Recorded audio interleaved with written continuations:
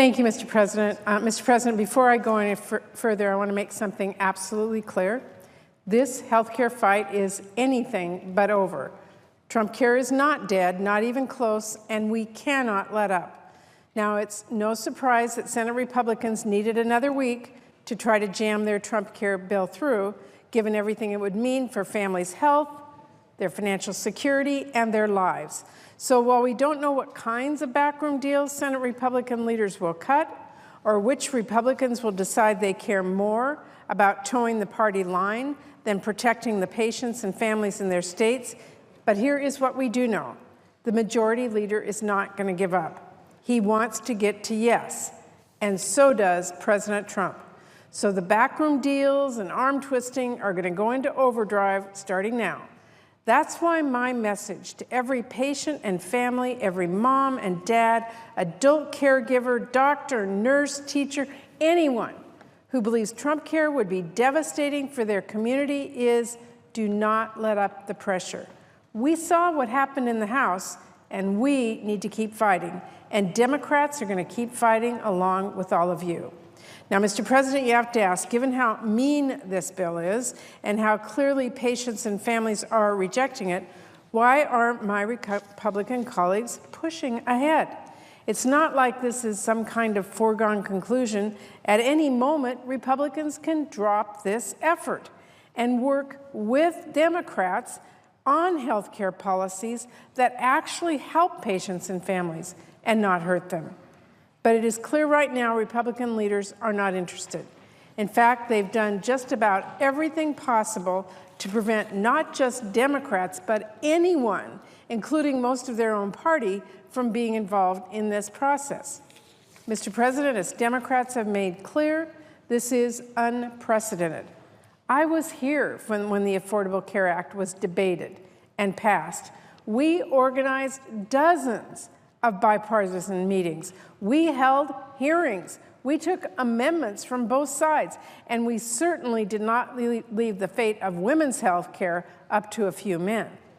But the Republican Trump care plan, no hearings, no scrutiny, no public input, no expert testimony. And why is that? Because their bill isn't actually about health care. Far from it. Their bill is about giving a massive gift to the wealthy and already well-connected on the backs of children and working families and the sick and the elderly. And it is an enormous broken promise. Yesterday's CBO report made that alarmingly clear.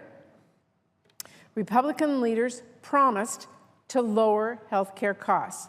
This plan will actually raise them, especially for seniors. They promised not to pull the rug out from patients. This plan would take coverage from 24 million people and gut Medicaid, with even deeper cuts, by the way, than the House version.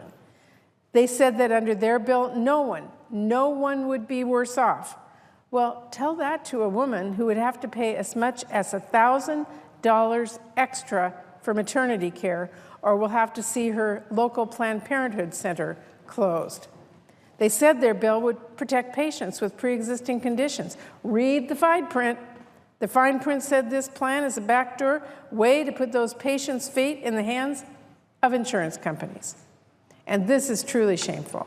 Republican leaders promised they were committed to tackling our growing opioid epidemic. But with this plan, all of our efforts, all the work left to be done by states would be at risk. That would be incredibly harmful. Now, over the past year, I've met so many families in my home state of Washington who've lost a loved one to the opioid crisis. In Bellingham, in Spokane, in Yakima, in the Tri-Cities, community after community. I know the same stories are actually being told in West Virginia, and in Ohio, and Kentucky, and Pennsylvania, and states across our country. I've heard directly from people on the path to recovery who have told me how getting treatment and Medicaid coverage changed their life for the better. What will they do under Trumpcare? You know, Mr. President, I'd be ashamed too if I had to defend this cruel bill over the upcoming recess.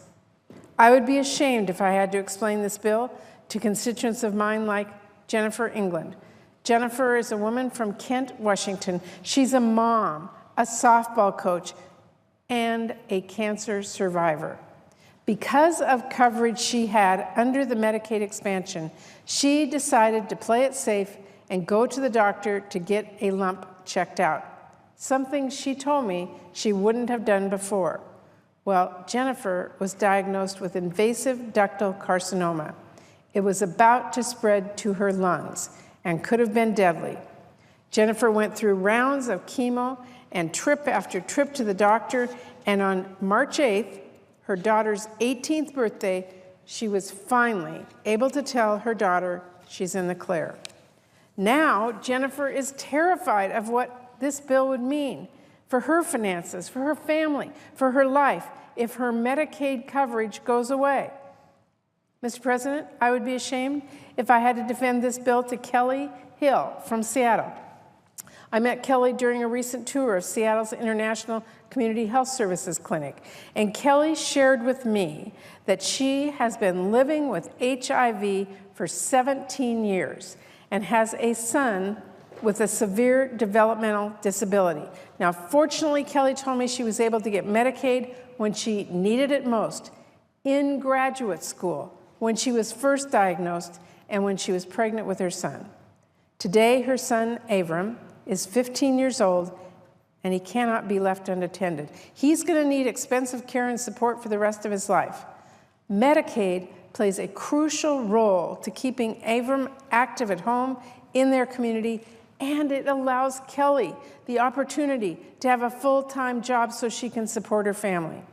Kelly knows just how important access to health care is and the harm and uncertainty that Trumpcare will cause. So, Mr. President, I want to be very clear. If Republicans jam through Trumpcare this month, they will own the consequences. They will have to defend this bill to people like Jennifer and Kelly in their own states, and they will be responsible for increasing families' health care costs, undermining protections for people with pre-existing conditions, defunding Planned Parenthood, and allowing insurance companies to charge women more.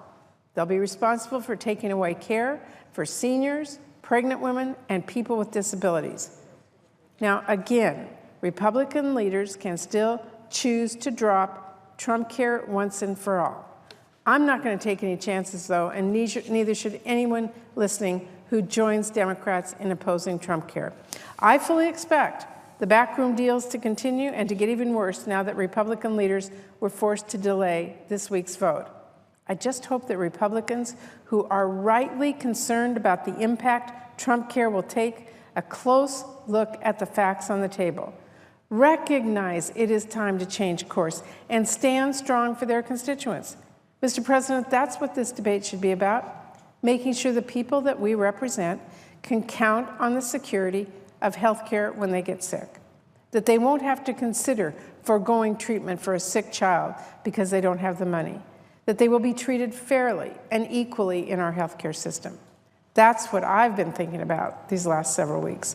It's why Democrats have been holding the floor all these nights, participating in rallies, and staying out on the Capitol steps.